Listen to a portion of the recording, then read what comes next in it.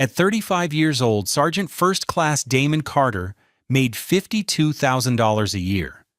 It wasn't a fortune, but it was an honest living earned through sweat, discipline, and 14 months at a time spent in the beige, sun-blasted landscape of Camp Buehring, Kuwait. For the last 426 days, his world had been reduced to the rhythmic crunch of boots on gravel, the drone of generators, and the pixelated faces of his family on a laptop screen. Now, at 4:32 a.m. on a humid Friday in October, the wheels of a Southwest Airlines 737 touched down at Houston's Hobby Airport, and the only sound he cared about was the rumble of home. He had come home early. The message from his commander had been a gift, a reward for his unit's exemplary performance during a joint training exercise. "Go home to your wife, Sergeant. 2 weeks early, that's an order." He hadn't told Crystal. He wanted to see the look on her face, the pure, unscripted shock and joy. He imagined her waking up to find him standing in the doorway, his duffel bag on the floor, a slow smile spreading across his face. That image had been his fuel through the 22-hour journey from Kuwait City to Dubai, then to Dallas, and finally to Houston. It was a fantasy he'd polished until it shone.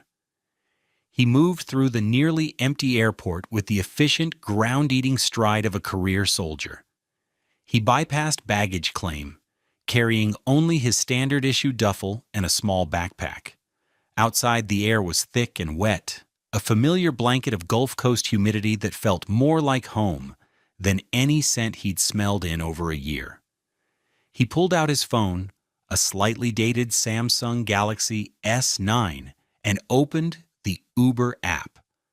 The fare to their townhouse in the 5th Ward was $47.81. He confirmed it without a second thought. For 14 months, his entire paycheck, minus a small personal allotment, had been direct deposited into the joint account he shared with Crystal. His basic allowance for housing, a tax-free payment of $1,821 a month, covered the rent on their 2-bedroom townhouse on Lyons Avenue, with a little left over. He had done his part. He had provided. The ride was silent. The driver, a man in his 60s with a kind face, seemed to understand that the soldier in his back seat, rigid in his crisp desert camouflage uniform, was not in the mood for small talk. Damon watched the dark, sleeping city slide by. Gas stations glowed like lonely islands. The glass towers of downtown Houston reflected the distant promise of dawn. He was vibrating with a tightly coiled energy, a mix of exhaustion and pure, unadulterated anticipation. He thought of Crystal, of her laugh, of the way she would curl up against him on the couch, the one he'd paid $1,200 for from Gallery Furniture right before he deployed. The Uber pulled up to the curb at 6:03 a.m. The townhouse was dark, just as he expected. He paid the driver, adding a $10 tip, and swung his duffel over his shoulder. He walked up the short concrete path. The small patch of grass was neatly trimmed. A pot of what looked like dead petunias sat by the door. He smiled. Crystal had never had a green thumb. He slid his key into the lock. It was the same key he'd been given 15 months ago, a small piece of brass he'd carried with him every single day in the pocket of his uniform. The lock turned with a soft, familiar click. He pushed the door open, stepping into the quiet of his own home. He held his breath, wanting to savor the moment. The air was wrong. It was stale, smelling of old takeout and something else, a cloying, cheap air freshener, the 29-cent kind that smelled like synthetic pine. His nose, accustomed to the clean, sterile scent of military barracks and the dusty air of the desert, registered the wrongness immediately. He set his duffel down silently, his boots making no sound on the laminate flooring he'd helped her pick out at Home Depot. His eyes adjusted to the gloom. The living room was bathed in the weak, gray light filtering through the blinds. And that's when he saw it. There was a man asleep on their couch, his heart didn't stop. It did something worse. It kept beating. A slow, heavy thud against his ribs, each beat a hammer blow of ice. The man was long, stretched out on the cushions, his head propped up on the armrest. He was just a shape in the darkness, a foreign object in the sacred space of his home. And he was wearing Damon's robe. It was unmistakable. A thick, navy blue terry cloth robe his own mother had bought him from Dillard's for Christmas 2 years ago. A $75 robe he'd worn maybe a dozen times. He knew the weight of it, the specific shade of blue. To see it draped over the body of a stranger in his living room was a violation so profound it stole the air from his lungs. The fantasy of Crystal's joyful surprise evaporated, replaced by a cold, sharp-edged reality he couldn't yet name but felt in the marrow of his bones. He stood frozen in the entryway, a ghost in his own home, staring at the man who was sleeping in his place. The life he'd left behind 15 months ago had been built on a foundation of seemingly solid, everyday details. It was a life of comfortable normalcy, each piece carefully chosen and paid for. He and Crystal had been married for 3 years, a whirlwind romance that had started when he was on leave in Houston visiting his cousin. Crystal was vibrant, funny, and seemed to admire his quiet stability. She worked as a receptionist at a dental office in the Galleria area, a job that paid $34,000 a year, but came with the social currency of working in an upscale part of the city. Their decision to rent the townhouse in the 5th Ward had been mostly hers. He was stationed at Fort Hood, a good 2.5-hour drive away. "It just makes sense, baby," she had argued one evening over a $60 dinner of fajitas and margaritas at a Papacito's cantina. "My job is here. My family is here. When you're on base, you can stay in the barracks, and when you're off, you come home to me. To our place." It had sounded logical. He wanted to give her a stable home base while he was subject to the whims of the Army, so they found the townhouse. It was new construction, part of a block of identical units aimed at young professionals. The rent was $1,821, the exact amount of his Sergeant First Class BAH for the Houston zip code. "See, it's perfect," she had beamed, signing the lease agreement. "It's like the Army is paying for our house for us." He had felt a surge of pride in that. His service, his sacrifice, was providing this tangible thing: a roof, a home, a future. He remembered the day they moved in. He'd rented a U-Haul for $120 and driven his and her things from their separate, smaller apartments. They bought a new queen-sized bed for $2,000 from Mattress Firm, a sleek, black 55-inch Samsung television for $700, and the centerpiece of the living room, a plush, gray sectional couch for $1,200. He'd assembled all of it himself, his hands, more accustomed to breaking down and cleaning his M4 rifle, carefully following the cryptic instructions. Their life had settled into a rhythm. He would spend the week on base, living in the Spartan Senior NCO barracks, a small concrete room that was free. On Friday afternoons, he'd fill up the 30-gallon tank of his 2018 Toyota Tacoma, a $70 expense, and make the drive down US 290 to Houston. Their weekends were a collage of domesticity. Saturdays were for errands, a $150 trip to H-E-B for groceries, a stop at Target for household goods. He'd mow the tiny patch of lawn with a cheap $60 electric mower. In the evenings, they'd order a $30 pizza and watch a movie on the big TV, her feet tucked under his legs on the expensive couch. Her brother, Quentin, was a recurring topic of conversation. He was a shadow in the background of their lives, always in some kind of trouble. "He's just got no direction, Damon," Crystal would say, her brow furrowed with what Damon had believed was sisterly concern. "He's trying, but things just keep happening to him." Damon had met Quentin only a handful of times. He was a few years younger than Crystal, with shifty eyes and a smile that never quite reached them. He always seemed to need something. $50 for gas, $100 for a phone bill. Damon, raised to believe you helped family, never questioned it. He would hand Crystal the cash from his wallet, and she would promise to pay him back, though she never did. The month before his deployment was finalized, the requests became more frequent. Quentin lost his apartment, Crystal told him one night. His roommate bailed on him. He just needs a little help to get on his feet. Maybe $500 for a security deposit on a new place. Damon had hesitated. $500 was a lot. It was his food and gas money for 2 weeks. Crystal, I'm deploying soon. We need to be saving. Her face had hardened. It's my brother Damon. He has nowhere to go. Are you saying we should just let him be homeless? He had relented, transferring the $500 from his personal USAA savings account to their joint checking. He had no idea how wrong he was. The money wasn't for a security deposit. It was a down payment on a lie. The day he left for Kuwait, she'd clung to him at the airport gate. Her tears felt real. Her hands, with their perfectly manicured $40 acrylic nails, gripped the fabric of his uniform. I'll be so lost without you, she'd whispered.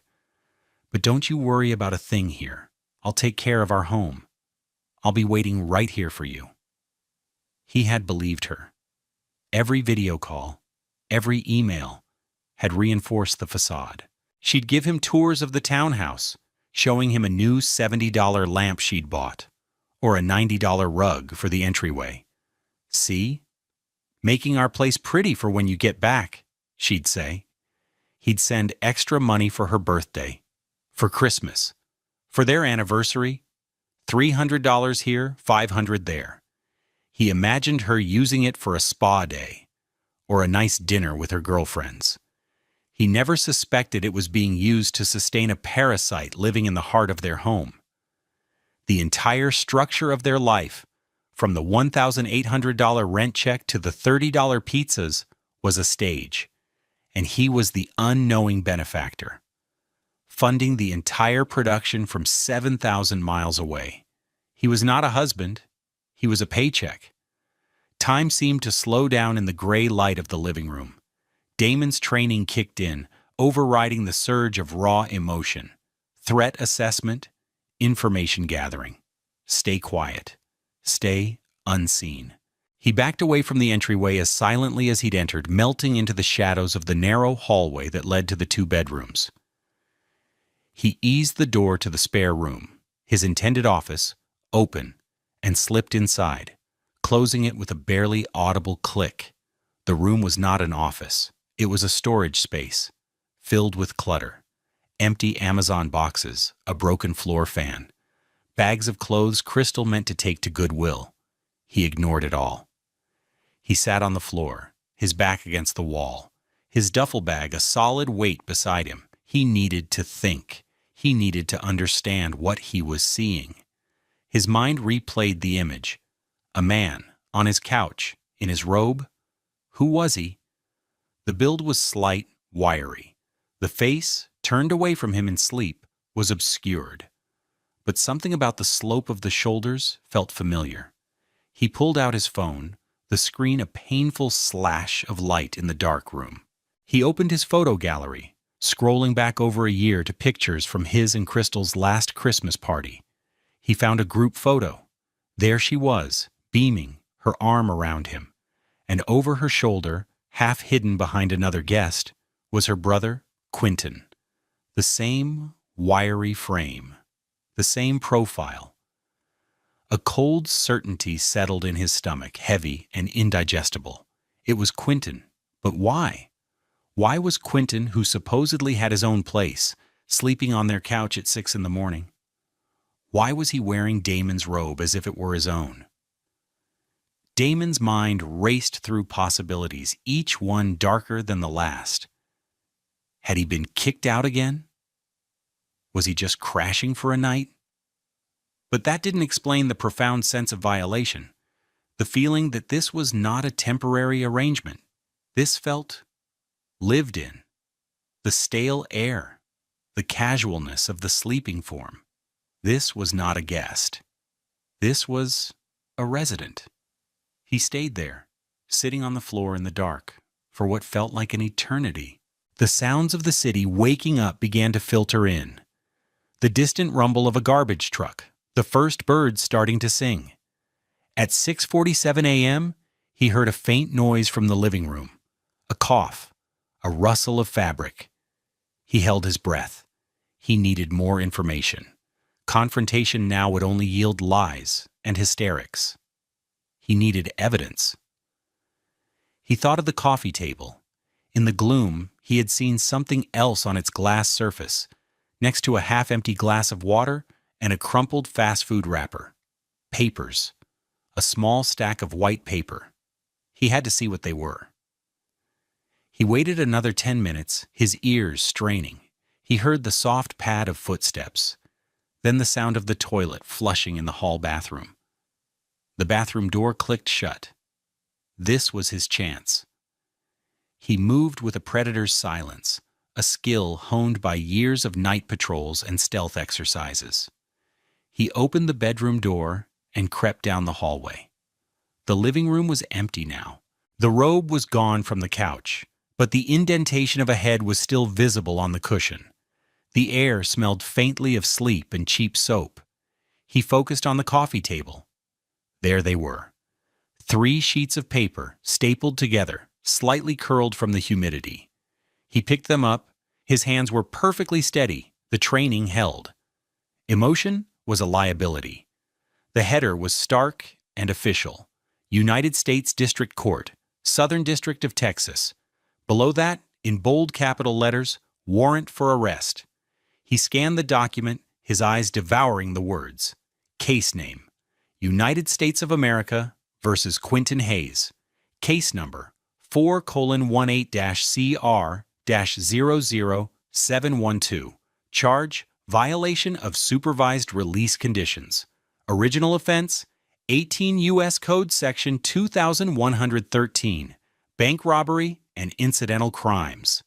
His blood went cold. Bank robbery. This wasn't about some petty crime. This was serious. He read on.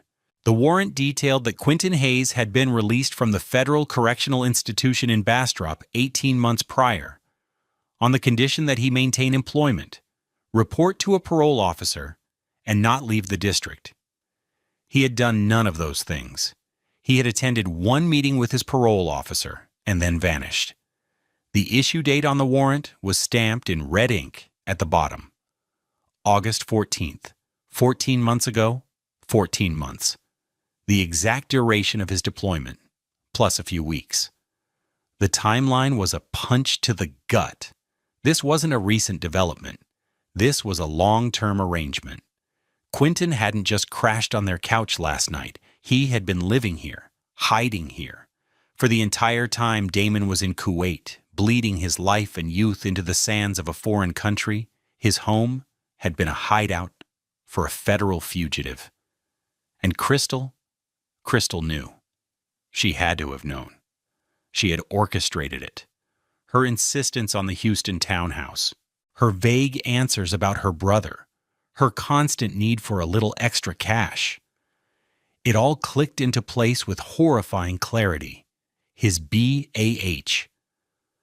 The $1,821 that was supposed to be for their home, their future. It had been Quentin's lifeline. It paid the rent that gave him a roof. It paid for the food he ate. Damon's combat pay, his sacrifice, wasn't building a life for his wife. It was buying time for her fugitive brother. His check buys my brother time. The words formed in his mind, a perfect, poisonous crystallization of the betrayal. He could almost hear Crystal saying them. He heard the bathroom door open. He didn't move. He stood in the middle of the living room, the warrant clutched in his hand, and waited. The quiet devastation inside him had begun to cool, hardening into something else, something cold, methodical, and unbreakable. The confrontation he had dreaded and planned for in the space of 30 seconds was nothing like he'd imagined. Crystal walked out of the bathroom, toweling her hair. She was wearing an old, oversized t-shirt of his, one he used to wear to the gym. She saw him standing there and she froze, the towel falling from her hands onto the floor. Her face, normally a warm, luminous brown, went pale. Her eyes, wide with shock, darted from his face to the papers in his hand and then back again. For a single stretched-out second, the entire universe of her deceit was laid bare in that panicked glance. "Damon," she breathed, her voice a high, thin wire of sound. "Oh my God. You're home. You're early." He didn't say a word.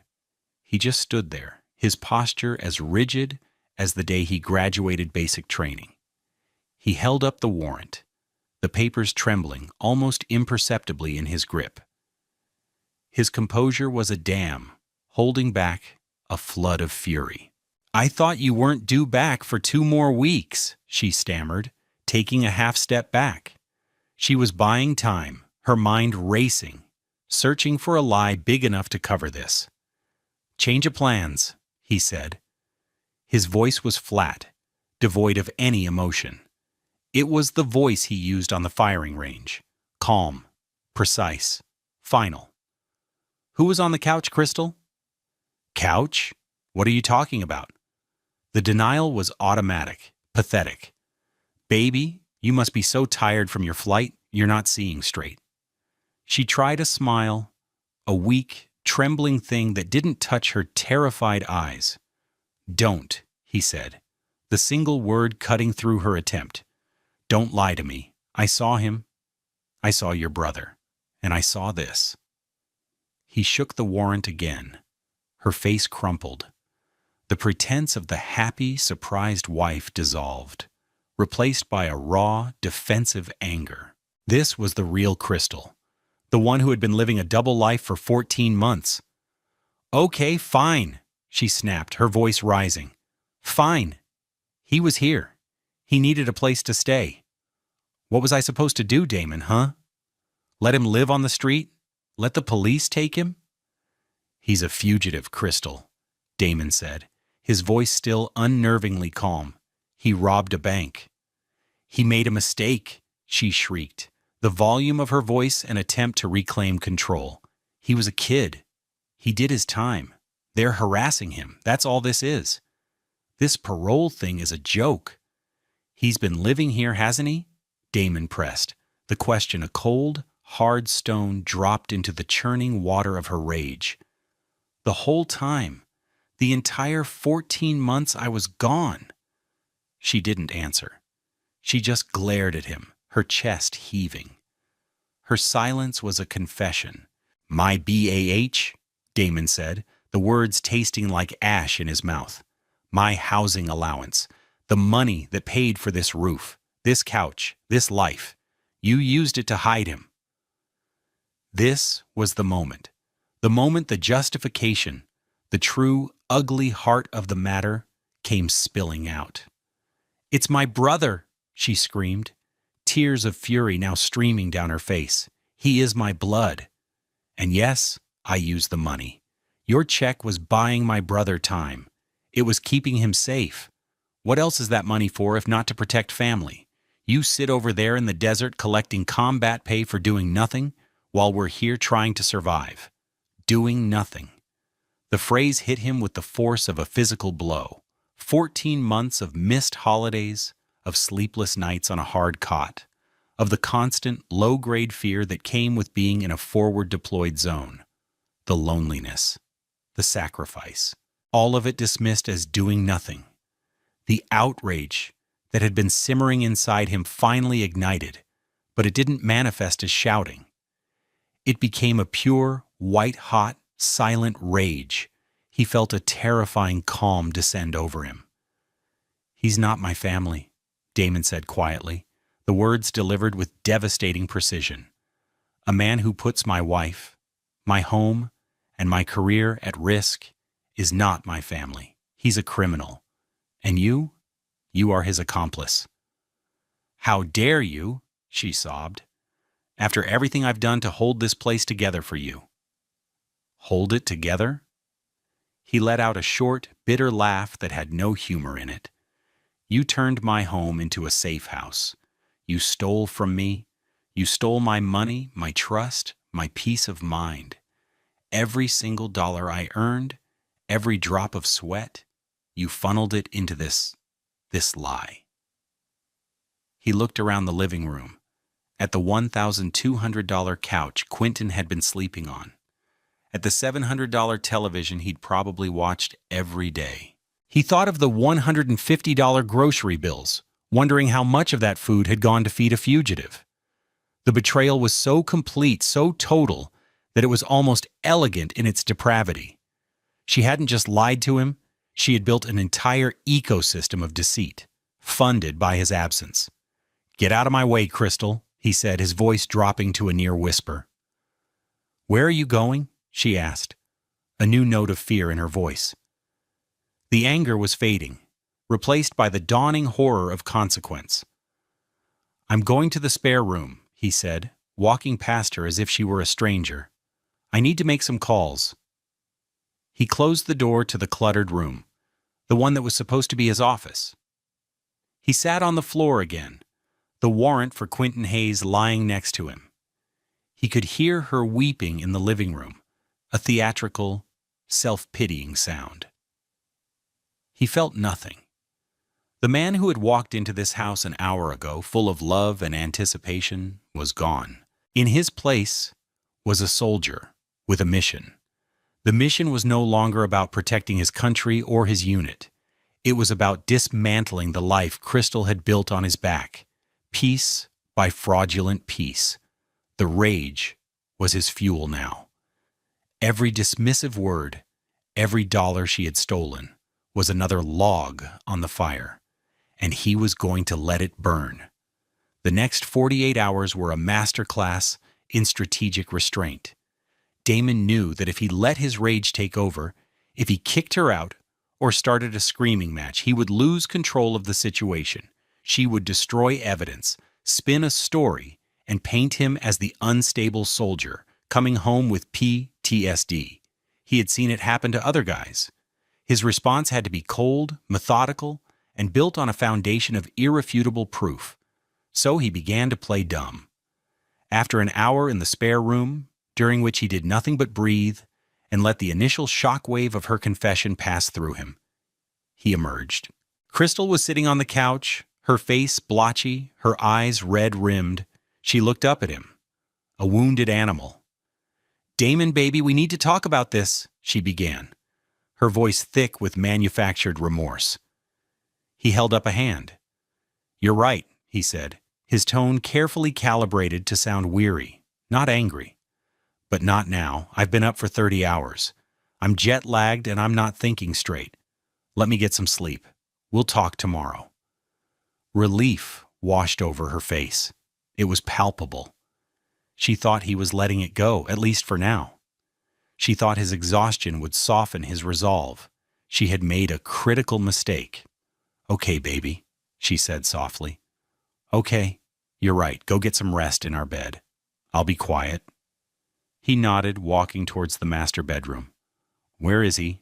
Damon asked, his back to her. "He's gone," she said quickly. "I told him he had to leave. I told him he couldn't stay here anymore." Another lie. He knew Quentin was likely just down the street waiting for her call, but he let it pass. "Good," was all he said. He went into their bedroom, the room he had dreamed of for over a year. It smelled of her perfume, a floral scent that now seemed sickeningly sweet. He didn't get into the bed. He couldn't. Instead, he pulled the spare blanket, a cheap $10 fleece throw, from the top of the closet, balled up his jacket for a pillow, and lay down on the floor. He needed the hardness, the discomfort. It kept him sharp. He did not sleep. He lay there in the dark, his eyes open, and he began to plan. On Saturday morning, he feigned a slow, groggy recovery from his trip. He let Crystal make him coffee. He sat at the small kitchen table, the one they'd bought for $99 at IKEA, and listened as she chattered nervously about her job, about her friends, about anything other than her fugitive brother. Each word was a lie of omission, and he absorbed them all, filing them away. "I'm going to go for a walk," he announced around 10 a.m. "Need to stretch my legs, get some fresh air." "Do you want me to come with you?" she asked, a little too eagerly. "No," he said gently. "I just need some time to myself, to process being home." He walked out of the townhouse and didn't stop for 10 blocks. He needed to be out of range, out of sight. He found a small park with a lone bench and sat down. Then he made his first call. He dialed the number for USAA's legal services, a benefit included with his $30+ monthly premium. "USAA Legal, this is Maria. How can I help you?" In a low, even voice, Damon laid out the situation. He was a returning service member. He had discovered his spouse was harboring a federal fugitive in their home, a home paid for by his military BAH. He stated the facts without emotion, like he was giving an after-action report. The operator was silent for a moment. "Sergeant Carter, please hold. I'm connecting you with one of our senior attorneys who specializes in the Uniform Code of Military Justice and Family Law." A minute later, a new voice came on the line. "Sergeant Carter, this is Anya Sharma. I understand you have a delicate situation. Let's talk about your options." For the next 30 minutes, Damon listened. Ms. Sharma was brilliant. She was sharp, direct, and spoke his language. She didn't offer sympathy. She offered strategy. "First, evidence is everything," she said. "You saw the warrant." "Did you get a copy?" "I have it," Damon said. "I took it from the table." "No," she corrected him gently but firmly. "You can't have taken it. She will claim you stole it, and the evidence will be inadmissible. You put it back on the table. But before you did, you took a clear, high-resolution photograph of every page with your phone, correct?"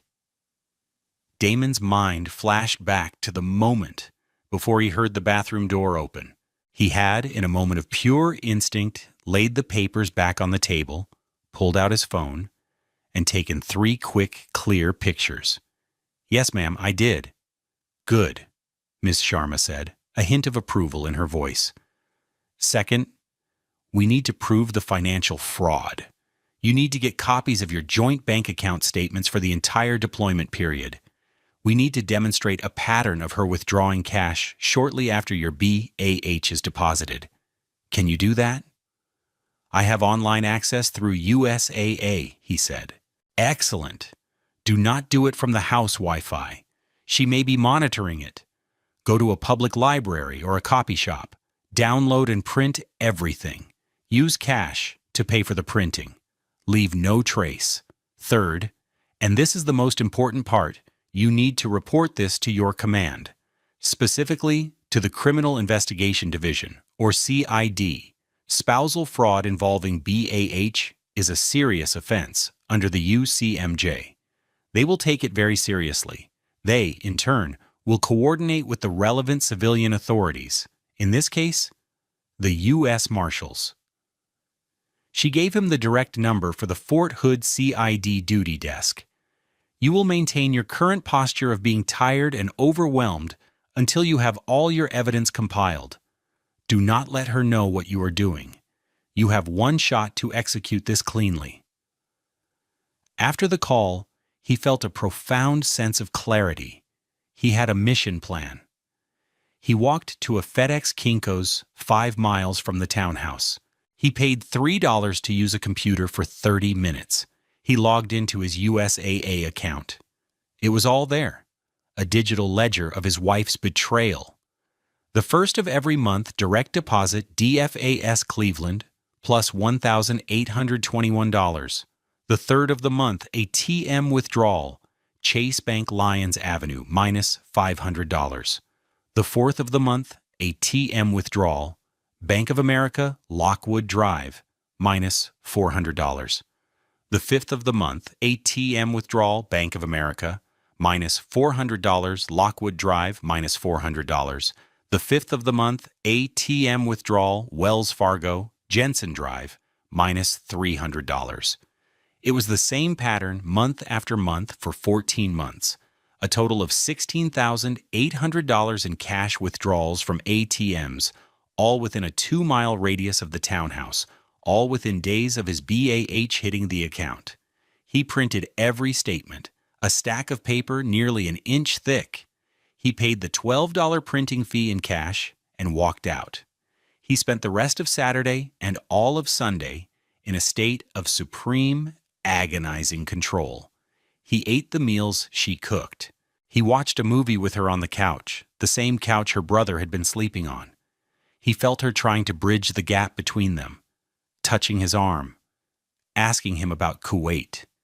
He answered in monosyllables, blaming it on jet lag. Every smile he gave her was a lie. Every moment he feigned normalcy was an act of war. Inside, he was a coiled spring, counting down the hours until Monday morning. The strategic planning phase was a silent, internal battle, fought in the quiet moments of a weekend built on lies. While Crystal bustled around the townhouse, making a show of her domesticity, Damon was compiling a mental dossier. Every sigh, every nervous glance from her was another piece of intelligence. He was an observer in his own life, a ghost gathering evidence against the living. On Saturday afternoon, after his trip to the FedEx Kinko's, he returned to the house with the thick manila envelope of bank statements tucked under his arm. Crystal saw it and her eyes narrowed. "What's that?" she asked, her voice tight with suspicion. "Just some paperwork from my out-processing I need to sort through," he said smoothly, not breaking stride as he walked to the spare bedroom. "Lots of red tape, you know how it is." He closed the door behind him. He could feel her anxiety radiating through the thin drywall. She was a cornered animal, and she was becoming unpredictable. Inside the cluttered room, he sat on the floor and laid out his evidence. The crisp, clear photos of the arrest warrant on his phone, the stack of bank statements, a damning chronological record of the fraud. He then opened the Notes app on his phone and began to write. He created a timeline, as Ms. Sharma had instructed. Timeline of events. SFC Damon Carter. August 1st, year prior. Deployment to Camp Buring, Kuwait begins. August 14th, year prior. Warrant issued for Quentin Hayes for parole violation. September 1st, year prior to October 1st, current year. Monthly BAH deposit of $1,821 into joint account ending in 4512. September 3rd to 5th, year prior to October 3rd to 5th, current year. Pattern of cash withdrawals totaling approximately $1,200 per month from ATMs in Houston, Texas, 77020 zip code. Total estimated fraud, $16,800. October 20th, current year, 603. Arrived home on early return from deployment, October 20th, current year, 605. Observed unidentified male, later identified as Quentin Hayes, sleeping on couch. October 20th, current year, 652. Discovered and photographed U.S. Marshals warrant for Quentin Hayes on coffee table. He read it over and over, the cold, factual language stripping away the emotional chaos and leaving only the hard, ugly truth. The next step was the call to CID. Ms. Sharma had been clear. Do it from a secure location, not a cell phone that could be tracked easily. He needed a landline. He waited until Sunday afternoon. Crystal announced she was going to the grocery store. "We should have a nice dinner tonight," she said, trying to force a celebration. "Your first real home-cooked meal." "That sounds nice," he said, the lie tasting metallic. The moment her car, a 2017 Nissan Altima he had co-signed the $600 a month loan for, pulled out of the driveway, he went into action. He walked to the corner store 3 blocks away, a small family-run place. He bought a $2 bottle of water and asked the owner, a man he vaguely recognized, if he could use their phone for a local call. He offered him $5. The owner shrugged and pointed to an old, dusty phone behind the counter. He dialed the number for the Fort Hood CID office. CID, Staff Sergeant Michaels speaking. Staff Sergeant Michaels, this is Sergeant First Class Damon Carter, he said, his voice low and steady. I am returning from deployment, and I need to report a suspected case of spousal fraud involving BAH and the harboring of a federal fugitive. The effect of those words was immediate. The casual, administrative tone on the other end of the line vanished. Sergeant Carter, are you in a safe location to speak freely? Affirmative. I am at a public location. Okay. Do not return to your residence if you feel you are in danger. The situation is contained for now. The subject is unaware of my intentions, Damon replied, the military jargon feeling natural, comforting. Understood. We need you to come in and make a formal statement. Can you be at our office at Fort Hood tomorrow morning? 900 hours. I will be there, Damon said. Bring all evidence you have, documents, photos, anything. Do not discuss this with anyone, especially not your spouse. Is that clear? Crystal clear, Staff Sergeant. He hung up the phone. The owner of the store looked at him with a new curiosity, but said nothing. Damon walked back to the townhouse, the $2 water bottle cold in his hand. He felt a grim sense of purpose. The plan was in motion. The gears of a machine much larger and more powerful than Crystal's petty schemes were beginning to turn. That evening, he sat through the celebratory dinner. Crystal had made his favorite: smothered pork chops, macaroni and cheese, and collard greens. It was a meal she had made 100 times, a taste of home he had dreamed about in the mess hall. But now, it was just food. He ate mechanically, complimenting her on the cooking, each word of praise a carefully placed deception. I'm so glad you're home, baby, she said, reaching across the table to touch his hand. Her hand was warm, his was cold as stone. We can finally get back to normal. He looked at her, at the woman he had promised to love and honor. He saw a stranger, a skilled actress playing the part of his wife. He had no idea what was coming. The line, a classic piece of foreshadowing, echoed in his own mind. She had no idea. Me too, he said, pulling his hand away to take a drink of water. Back to normal.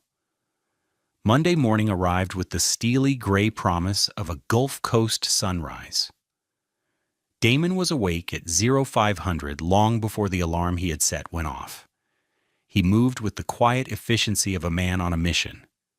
He showered and shaved, the familiar ritual a grounding force. Then he put on his uniform. It wasn't his deployment fatigues. It was his Class A uniform, the formal dress uniform of the U.S. Army. The deep blue trousers, the perfectly pressed jacket, the gleaming brass on his belt, the rows of ribbons on his chest telling the story of his career, a Good Conduct Medal, an Army Commendation Medal, the Global War on Terrorism Expeditionary Medal. Each piece was a testament to his service, his honor. He was putting on his armor. He walked out into the living room at 0630. Crystal was on the couch, wrapped in a blanket, nursing a cup of coffee. She saw him, and her eyes went wide. The sight of him in his full dress uniform, looking like a recruiting poster, seemed to short-circuit her brain. Wow, she said, her voice faltering. You look important? Do you have to go to base already? I have a meeting, he said, his voice a flat, neutral field.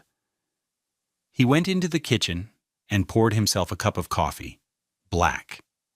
He didn't want to stay, but he couldn't leave too early. It would be suspicious. He leaned against the counter, sipping the coffee, watching her. What kind of meeting? She pressed, unable to hide her nervousness. Just some debriefings, he lied. Standard procedure. He saw her relax slightly. Debriefings sounded boring, bureaucratic. They didn't sound like a threat. At 700, he rinsed his cup and placed it in the sink. I have to go, he said. He picked up the manila envelope containing the bank statements from the spare room. Okay, baby, she said, getting up from the couch. She came to him, rising on her toes to kiss him. He didn't move, didn't respond. He let her lips touch his cheek. It felt like being kissed by a ghost. Will you be home for dinner? I don't know, he said. Which was the first true thing he'd said to her in 2 days. I'll call you. He walked out the door without looking back. He got into his 2018 Toyota Tacoma, the truck he'd bought for $32,000 with his re-enlistment bonus 3 years ago. The engine turned over with a healthy roar. As he pulled away from the curb, he glanced in the rearview mirror. Crystal was standing in the doorway watching him go, a small, worried figure framed by the home he had paid for, but that had never truly been his. The drive to Fort Hood was 2 hours and 41 minutes of focused silence. He didn't turn on the radio, he just drove, his hands steady on the wheel, the flat Texas landscape rolling by. He arrived at the main gate at 0845, showed his credentials to the young MP, and was waved through. He drove directly to the CID headquarters, a nondescript brick building that looked like any other administrative office on base. But he knew better. This was where the Army's secrets were investigated and its criminals brought to justice. At precisely 0900, he walked through the door. A staff sergeant at a front desk looked up. Sergeant First Class Carter? Yes, Staff Sergeant. They're waiting for you. Down the hall, third door on the right. He walked down the sterile hallway. His own footsteps echoed softly. He knocked on the door. Enter, a voice called out. He opened the door to a small, windowless room. 2 men in civilian clothes, slacks and polo shirts, stood up as he entered. They were older than him, in their 40s, with the calm, watchful eyes of career investigators. Sergeant Carter, I'm Special Agent Miller, and this is Special Agent Davis, the taller one said, shaking his hand. Thank you for coming in. Please have a seat. Damon sat. He placed the manila envelope on the metal table between them. So, Agent Miller began, sitting opposite him. Staff Sergeant Michaels said you have something to report. For the next hour, Damon talked. He laid it all out, just as he had practiced in his head. He was calm, factual, and precise. He didn't raise his voice. He didn't speak of betrayal or heartbreak. He spoke of timelines, dollar amounts, and federal statutes. He presented the evidence one piece at a time. First, he unlocked his phone and showed them the pictures of the arrest warrant. Agent Davis took the phone and connected it to a laptop, downloading the images. Then, Damon opened the envelope and laid out the bank statements, the incriminating withdrawals highlighted in yellow. Miller whistled softly as he looked through the pages. A textbook case of fraud, Sergeant. Clear as day. Finally, Damon handed them the sworn statement he had typed out on his phone and emailed to himself. It was a formal summary of everything he had told them. The agents read it in silence. When they were done, Miller looked at him. Sergeant, you've done everything right. Your evidence is clean. Your timeline is clear. You've given us more than enough to proceed. What happens now? Damon asked. What happens now, Agent Davis said, leaning forward, is we make a few phone calls. We have a direct liaison with the U.S. Marshals Service. They've been looking for Mr. Hayes for over a year. I imagine they'll be very interested to know his current whereabouts. But we don't know his current whereabouts, Damon said. My wife claims she kicked him out. Miller smiled, a thin, grim smile. People like Quentin Hayes always make a mistake. They get cocky. They think they're invisible. They have old habits. Let us do some digging. We'll find him. He looked at his watch. In the meantime, Ms. Sharma from USAA Legal is on a video conference line for you in the next room. She wants to discuss filing the divorce petition. The strike was happening on multiple fronts, a coordinated attack executed with military precision.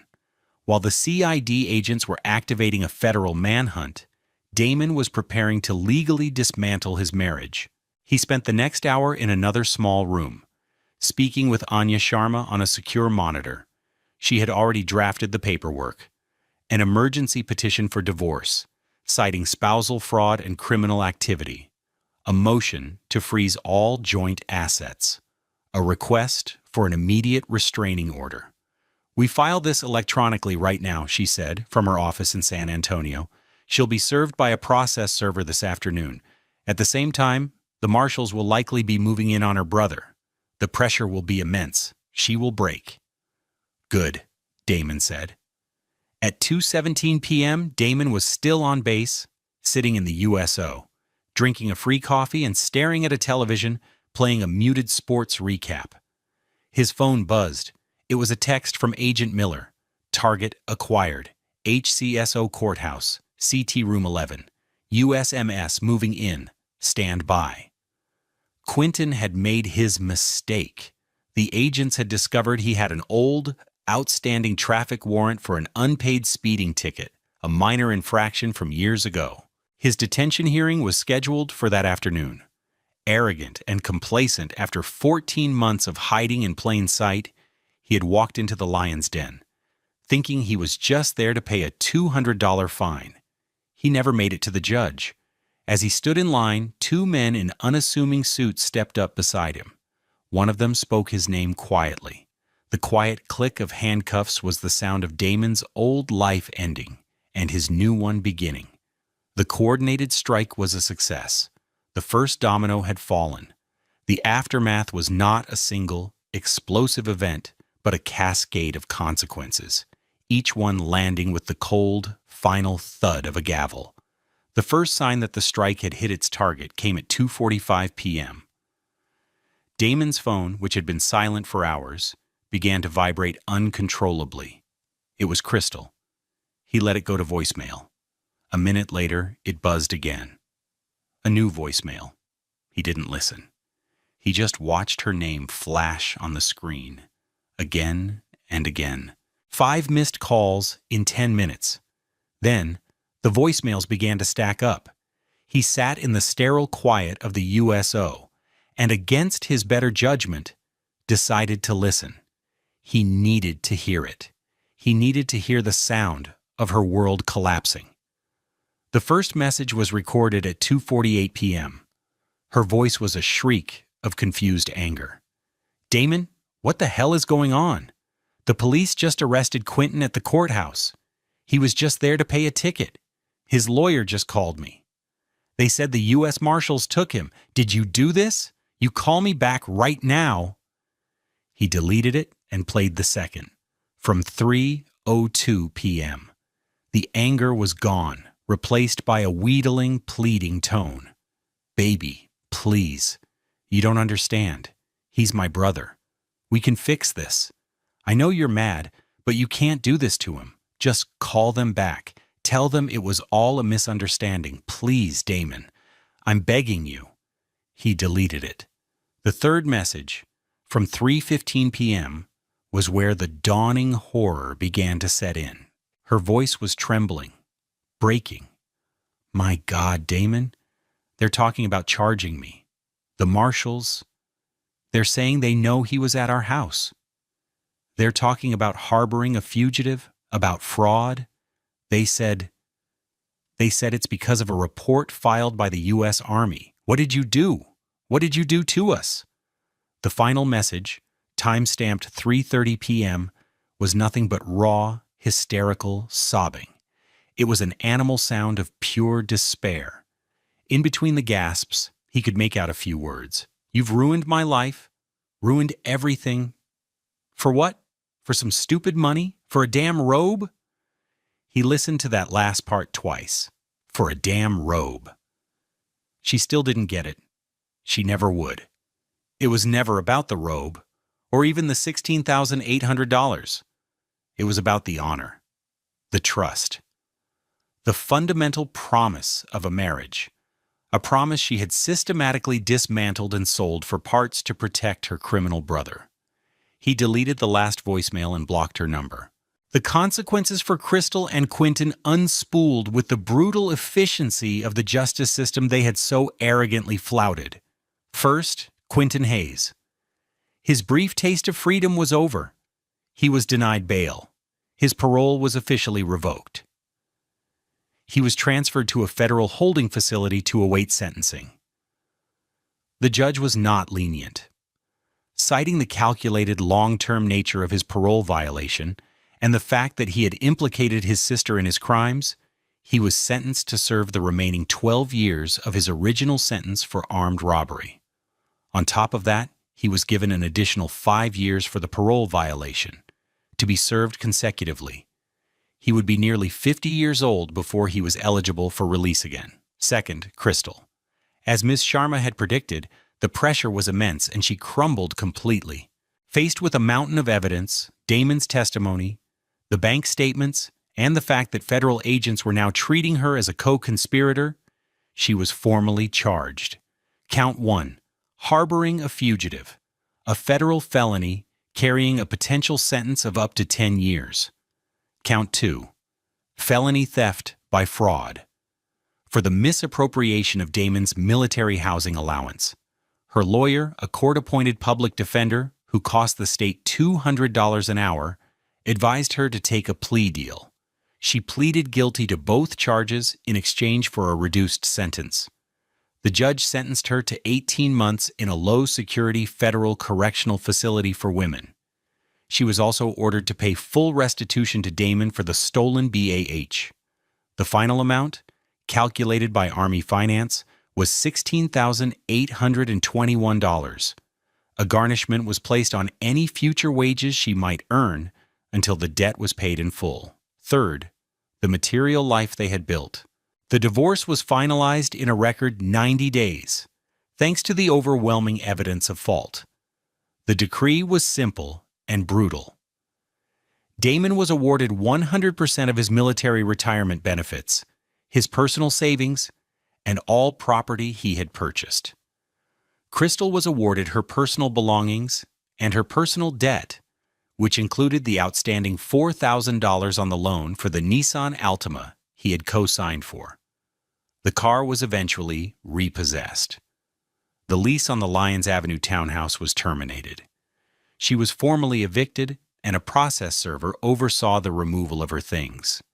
The $1,200 couch, the $700 TV, and the $2,000 bed were all left behind, assets to be liquidated by the landlord to cover damages and broken lease fees. Damon never went back to the townhouse.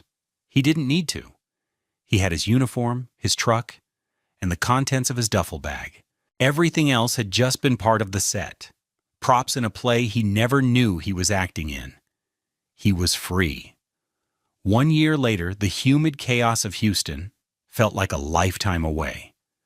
Sergeant First Class Damon Carter stood on the sun-baked soil of Fort Benning, Georgia. The air here was different, thick with the scent of pine and the palpable energy of new beginnings. He had re-enlisted, but not for another deployment. He had taken a position he'd always wanted, a drill sergeant. His days were now spent on the hallowed ground of Sand Hill, taking raw, undisciplined civilian recruits and forging them into soldiers. He didn't have a house anymore. He lived in the senior NCO barracks, a simple, clean room that was a step up from the transient barracks at Fort Hood. It had a bed, a desk, a steel wall locker, and a small window that looked out over the meticulously maintained company grounds. The room was free, a perk of his position. His entire $54,000 salary, now slightly higher with his promotion and time in service, was his own. It went directly into his personal USAA account where it stayed. He had sold the $32,000 Toyota Tacoma. It was too big. Too much of a reminder of the long drives to a life that was a lie. He had paid a shipping company $900 to transport his old, reliable 2010 Honda Civic from his mother's garage in Atlanta. It was paid off, had over 150,000 miles on it, and cost him $60 a month to insure. It was all he needed. His life was a study in disciplined simplicity. He was up at 0430, his boots hitting the floor before the sun was even a rumor. He spent his days in the crucible of basic training, his voice a constant, demanding force shaping the next generation. He taught them how to march, how to shoot, how to clean a rifle until it gleamed. But more than that, he taught them about the Army values: loyalty, duty, respect, selfless service, honor, integrity, and personal courage. He spoke of honor with a conviction that was bone deep, forged in the fire of a profound betrayal. In the evenings, he would return to his quiet room. He would sit on his perfectly made bed, the green wool blanket pulled taut, and read. Or he would work on lesson plans for the next day. He didn't own a television. He didn't want one. The quiet was a balm. One evening, as the Georgia sunset painted the sky in shades of orange and purple, he opened his footlocker. Tucked in the corner, beneath his folded dress uniforms, was a small, framed photograph. It was of him and his parents, taken the day he graduated from basic training 17 years ago.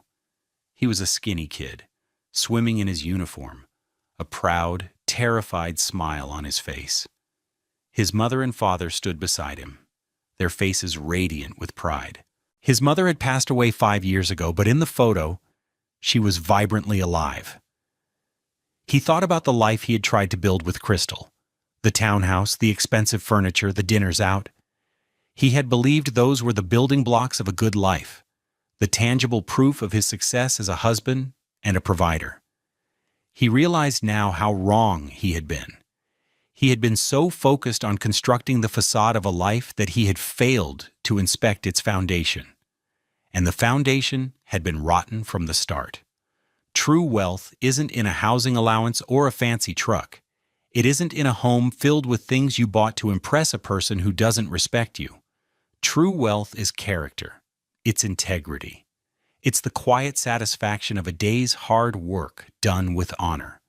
It's the trust of the soldiers who look to you for guidance, and the quiet peace of a room where you are safe from lies. He had lost a wife and a house, but he had reclaimed his own life. He had found his home not within 4 walls, but within the code he lived by, within the uniform he wore with a pride that was now deeper and more resilient than ever. The structure he had craved was not a building, but a purpose. And he had found it. What do you think is the most important foundation for a happy life? Is it the things we own or the values we live by? Let us know your thoughts in the comments below. We read every single one. And if you've ever had to start over and found yourself stronger for it, we'd love to hear your story.